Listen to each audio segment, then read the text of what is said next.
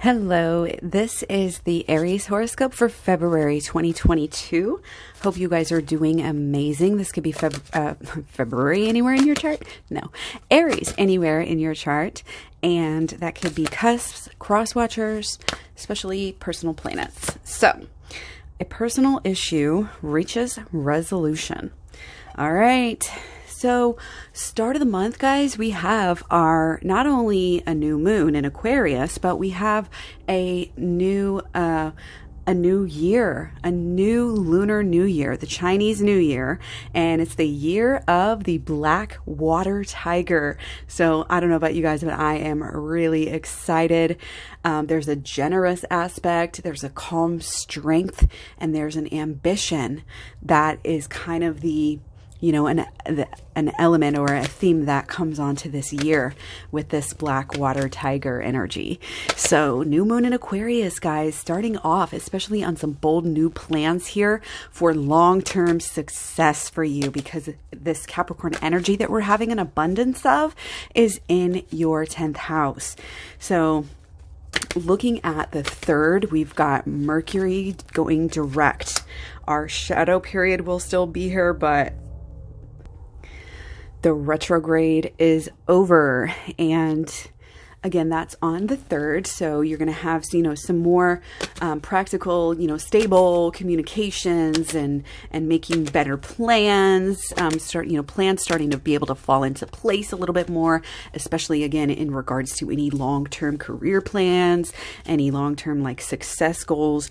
You're going to finally start to see that things start to work out better for you in regards to making those plans.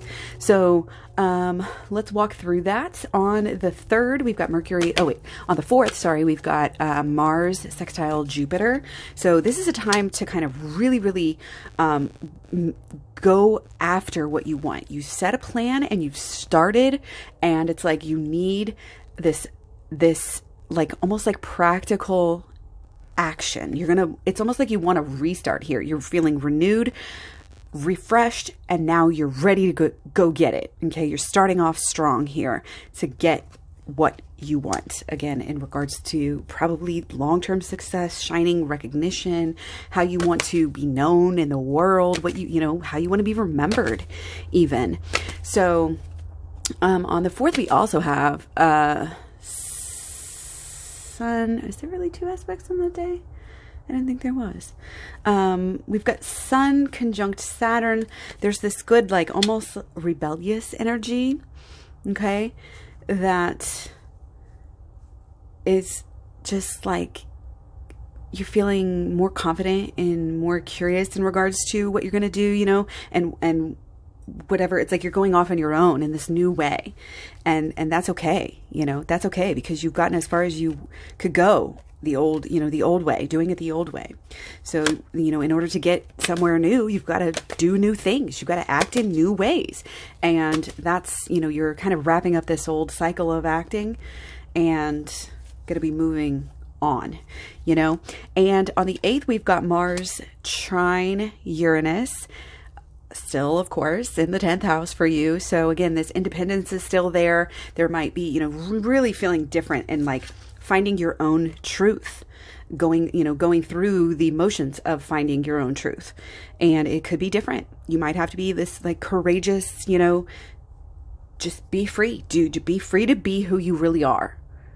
Be free to be weird. It's okay. Do what you want and go after it, because you know yourself better, and you have, only you can feel what your heart, and your intuition is telling you. And again, this could affect long-term planning, long-term actions, how you're going to appear, later on in life. It's going to really depend on what you're doing now. And there's so much go after it energy. On the 11th, you've got Mercury conjunct Pluto. You want to find the most practical way. Okay, but you have to act. Your ideas, your learning, every step that you take teaches you something new, so that there's this cycle. Again, this is part of the cycle of the holistic law of attraction. You get in this good momentum, you keep it going. It's like steady, sturdy, practical, strong. I'm getting it. If you achieve it, if you believe it, you can achieve it sort of energy. And it's also can rub off on others. So you got to love that. So around the 14th, we've got Sun in Aquarius, square Neptune. So this is in your 11th house. You might be really daydreaming about some social ideas and social change, possibly. It could be changing your social energy or changing the world type of energy. But either way, you know, I think it's people, friends, going to be on your mind. You might not be where you want to be. So think about what needs to change to get where you want to be. And, you know, it could even be some networking in here too, with all the energy from your 10th house. Okay. So kind of daydreaming about new ways to network or new things to do with friends or whatever. So 14th, we also have Mercury moving into Aquarius. So for the next few weeks, we will have, you know,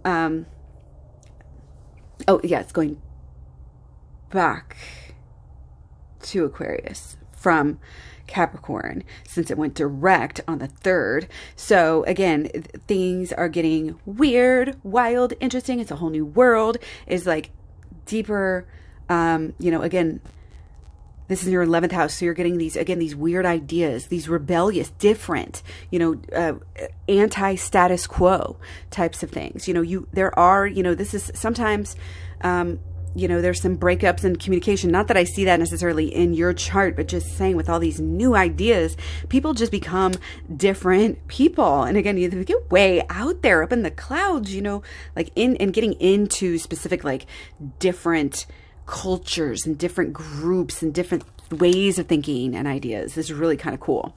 So that's, you know, it's kind of all that where their mental energy is. And, you know, also on the 24th, we've got energy that is just, again, 11th house. It's all about friends. It's all about, you know, who you want to hang out with, who you want to be, you know, what you want to do together, all that sort of stuff. So looking at the 16th, back to the 16th, we didn't talk about the full moon in Leo in your 5th house. So you might be having a pleasureful, maybe even lucky here, but it's like you might be almost like there's like an expressive nature. It's like you're going to do some work maybe because you're feeling really almost like passionate here, really flirty, maybe fun, pleasure type of energy, if you know what I mean. And you might be making kind of a bold, you know, expression of that energy. So you get the picture, right? That good kind of drama here, that overflowing release, you know, action, bound chicka bow wow energy, possibly there on the new moon. So that's pretty fun little energy there. And then on the 17th, we've got Jupiter sextile Uranus. This is kind of a sweet, daydreamy type of energy, but with you, this is actually really could be healing emotionally day.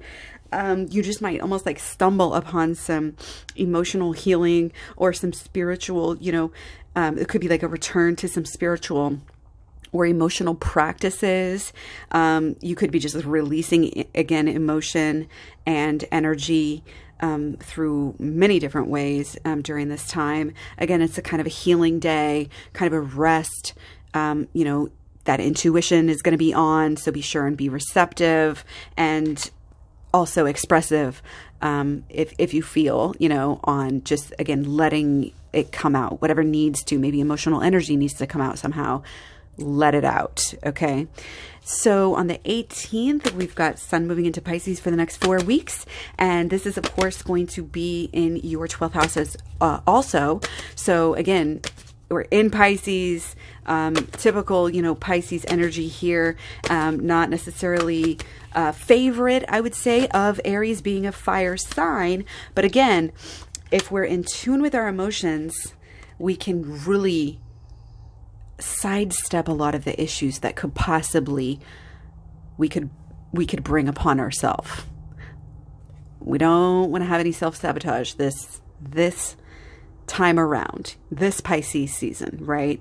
So again, the more kind of emotional balancing that you can do, whether it's meditation, whether, again, whatever your way to release. And you could be learning new ways, new ways of meditation, new ways of healing, learning into breathing, learning into dreams, learning into anything that can, again, kind of help you, lead you to healing. And there's so many different ways to heal yourself, but it's always going to be within. It's always going to be you doing the healing. And it starts with your thoughts. The thoughts are the start of the holistic law of attraction. It's laying the foundation and setting the plan and the guideline and the goalpost for what you're going to manifest. So again, check out the holistic law of attraction. It seems to be coming through in a lot of these videos for this time period. So, really good time for that, to use the holistic law of attraction. And you can use it with shadow work as well. Also got the playlist on shadow work, so check that out as well. But the more you can get, you're going to be, it's a time for you, you might be naturally more down. Obviously we've got like winter in a lot of places, and seasonal depressive disorder is a thing. And you might just not really, it just comes through that a lot, sometimes people don't necessarily like certain times out of the year, and it has to do with astrology. It's like, oh, bad things happen to you. Not saying bad things are going to happen to you, but I'm just saying that, this might be like a time of year where, naturally you get a little bit down in the dumps, or, worried, overthinking, scared, whatever it is, and just kind of low, and kind of go into that. It's like that subconscious is what needs to be dealt with. Okay, because we can think happy thoughts all day, positive thoughts, the law of attraction. Okay, it's deeper than that. We've got to get to the subconscious, and the shadow work is how we do that. So be sure and check out the shadow work. I think it'll really help you, again, for the whole month of, Pisces season, you could say. So a lot of healing is going to be worked on, going to be done. That's going to be the themes starting, around this time. So that is pretty much it, guys. I hope you're doing well. Take care. Let me know what you think. You're going to be able to reach some resolution on some emotional issue here. And again, shadow work is like the way to do it. And again, it's staying grounded as much as you can through, the first part of February. Okay, again, kind of staying focused, putting that one foot in front of the other, working for those long-term plans. Just chug-a-lug. You've got something in mind, and this intention, your why, is so important too. Okay, it's just knowing what you want is, and knowing enough to know yourself, to know what's best for you, and to plan out what is actually truly best for you. That's where you want to be. That's why you need to take and use this time, again, to get your kind of intention set properly. And feel free to shift it if you need to, because we are fluid beings, and sometimes we need to alter, our intentions just a little bit. And that's okay. That's part of this open-mindedness of all of the Aquarius energy.